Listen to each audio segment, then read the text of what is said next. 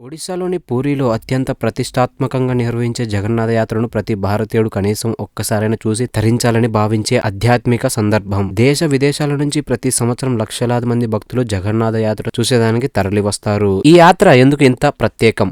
Video skip చేయకుండా last వరకు చూడండి. ఎవరైనా కొత్తగా వస్తే లైక్ చేసి సబ్స్క్రైబ్ చేసుకోండి. ఇక్కడ ఉత్సవ విగ్రహాల బదులుగా సాక్షాత్తు గర్భగుడిలో ఉండే విగ్రహమూర్తులే ప్రత్యేకంగా తయారు చేసి 3 రథాల్లో జగన్నాథుడు, బలభద్రుడు, సుభద్రదేవి యాత్ర ద్వారా ఒడిశాలోని పూరి వీధుల గుండా ఊరేగడం ఇక్కడ విశేషం. ఈ ఉత్సవంలో వేలాది మంది భక్తులు లాగుతున్న 3 భారీ చక్ర రథాలు ఉంటాయి. ప్రపంచంలోనే అత్యంత పురాతనమైన గొప్ప రథయాత్ర ఇది. అందుకే బ్రహ్మ పురాణం, పద్మ పురాణం, స్కంద పురాణం లాంటి పురాణాల్లో సైతం ఈ రథయాత్ర ప్రస్తావన కనిపిస్తుంది. జగన్నాథ రథయాత్ర చరిత్ర 5000 సంవత్సరాల నాటిది. ప్రస్తుత రూపం 19వ శతాబ్దంలో అనంతవర్మ చోడగంగరాజు ప్రస్తుత జగన్నాథ ఆలయాన్ని నిర్వహించినప్పుడు ప్రతి సంవత్సరం కొత్త కలపతో రథాన్ని తయారు చేయడం ఈ రథయాత్ర మరొక ప్రత్యేకత. ఈ యాత్రలో రథం తాడును లాగిన భక్తులు మోక్షాన్ని పొందుతారని భక్తులు నమ్ముతారు. పంచాంగం ప్రకారం ప్రతి సంవత్సరం ఆషాఢ శుక్ల పక్ష 2వ రోజు నుండి పూరి రథయాత్ర ప్రారంభమవుతుంది. రథం నిర్మాణం నుండి పూర్ణిమ వరకు జగన్నాథుడు, బలభద్రుడు, సుభద్రాలను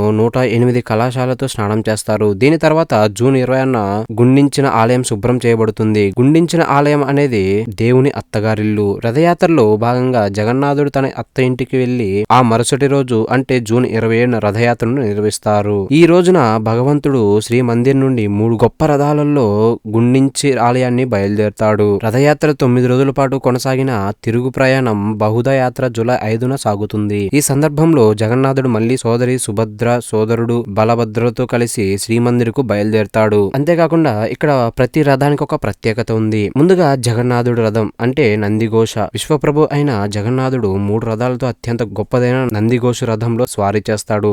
దాని పేరు సూచించినట్లుగా అది కదిలేటప్పుడు ఆనందకరమైన శబ్దం చేస్తుంది. 3 రథాలు వరుసలో ఉన్నప్పుడు అతని రథం ఎల్లప్పుడూ కుడివైపున ఉంచుతారు. నెంబర్ 2 తలాధ్వజ.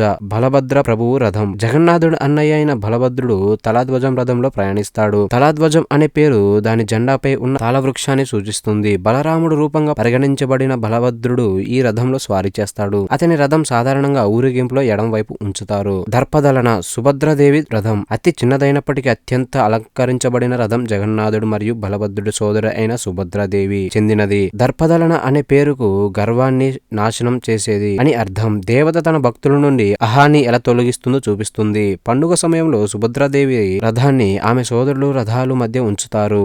ఆమె స్త్రీ దైవిక శక్తి సూచిస్తుంది. మహిళా భక్తులు ప్రత్యేకంగా పూజిస్తారు. ప్రతి రథం కోసం దాదాపు 1000 చెక్క ముక్కలను ఉపయోగిస్తారు. నిర్మాణానికి దాదాపు 2 నెలల సమయం పడుతుంది. విశేషం ఏమిటంటే ఈ భారీ నిర్మాణంలో ఎటువంటి లోహాలు, మేకులు లేదా పాన్స్టెనర్లు లేకుండా తయారు చేస్తారు. మహారణులు అని పిలువబడే కళాకారులు తరతరాలుగా అందించబడిన సాంప్రదాయ కలపడం పద్ధతులను ఉపయోగించి వీటిని రూపొందిస్తారు. ఇది గైస్ పూరి జగన్నాథుడి యొక్క స్టోరీ. ఇలాంటి మరిన్ని వీడియోస్ కోసం మన ఛానల్ లైక్ చేసి సబ్స్క్రైబ్ చేసుకోండి. నెక్స్ట్ వీడియోలో కలుద్దాం. By by.